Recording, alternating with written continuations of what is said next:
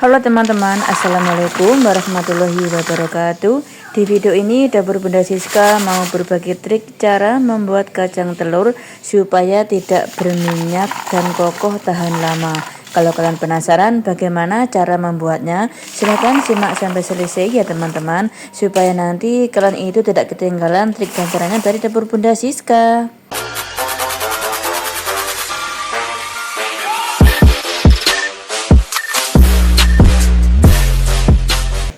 Nah, ini saya sudah menyiapkan 1 kilo kacang tanah. Usahakan kacangnya itu yang besar-besar seperti ini ya teman-teman. Jangan menggunakan yang kisut supaya nanti kacangnya kalian itu bagus, mulus ya teman-teman.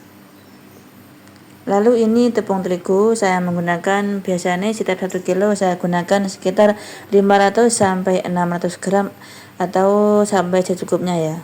Ini gula pasir 260 gram sudah saya blender, kemudian saya tambahkan ini vanili bubuknya 1 bungkus supaya nanti kacang telur itu wangi ya teman-teman, sehingga pembeli itu suka sekali. Kemudian saya aduk dulu sampai tercampur ya bahan keringnya. Nah, seperti ini saja. Lalu saya masukkan ini margarin 2 sendok teh, tapi ini saya tidak mencairkan dulu. Kalau bunda-bunda ingin mencairkan dulu nggak apa-apa. Kita pecahkan telur, saya menggunakan telur agak besar ya 2, tapi seandainya kecil telurnya harus 3 teman-teman, soalnya nanti kalau kurang telur kacangnya itu tidak bagus, tidak tertutup ya teman-teman. Nah, kemudian saya aduk dulu menggunakan sendok sampai semua itu tercampur merata teman-teman. Setelah tercampur merata seperti ini, kemudian saya mau ganti menggunakan whisker. Kita kocok sampai benar-benar tercampur merata dan margarinnya itu tidak bergerindil teman-teman. Soalnya nanti kalau margarinnya bergerindil kacangnya itu bisa rontok ya teman-teman. Nah, seperti ini kemudian saya sisihkan dulu, lalu saya ganti centong supaya nanti mudah untuk mengambil adonan telur ya. Nah, ini kacangnya saya gunakan separuh ya teman-teman, setengah kilo dulu. Kemudian kita masukkan 1 centong adonan telur. Ini nanti kita lakukan adonan basahnya 3 kali ya, adonan telur maksudnya. Terus adonan keringnya juga 3 kali ya teman-teman, supaya nanti menghasilkan kulit kacang itu yang mulus dan tidak bergerindil ya. Nah, seperti ini. Kemudian kita masukkan tepung terigu. Ini tepung terigu ini kita masukkan secukupnya ya. Kemudian kita interi.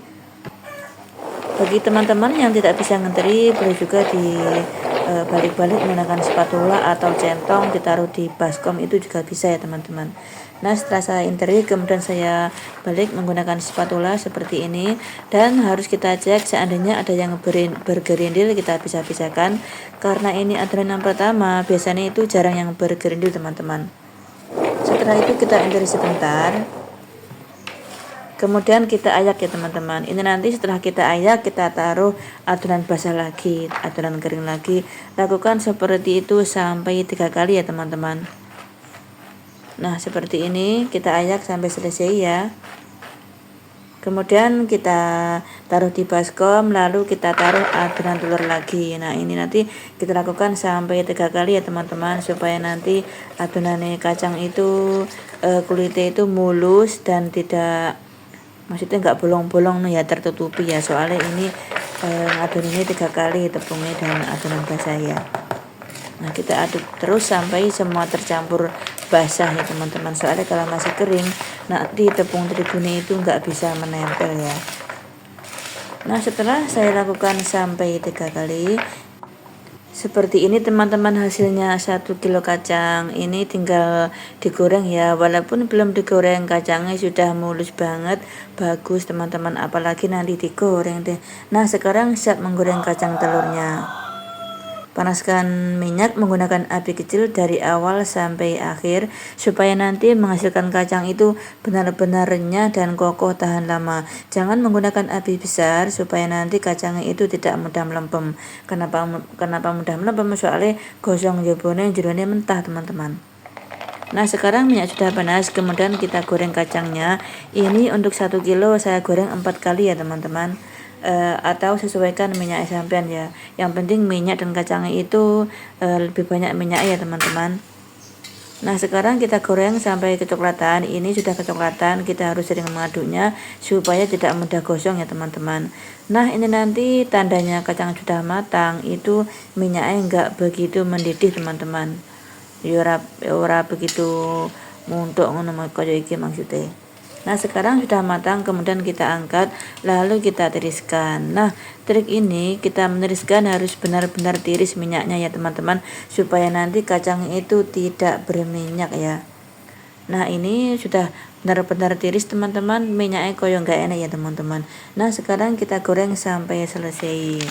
Simpel sekali kan teman-teman triknya cara menggoreng kacang supaya tidak berminyak. Jadi kalian itu harus telaten, jangan tergesa-gesa waktu meniriskan kacangnya supaya nanti kacangnya itu tidak berminyak. Ini nanti setelah dingin kita packing sesuai pesanan ya teman-teman. Terkadang ada yang 1000-an, ada yang 2000-an, bahkan ada yang sekiloan ya teman-teman. Nah, cukup sampai di sini dulu video dapur Bunda Siska. Terima kasih yang sudah menonton sampai selesai, semoga bermanfaat dan semoga nanti kalian suka dengan resep dapur Bunda Siska selanjutnya. Wassalamualaikum warahmatullahi wabarakatuh.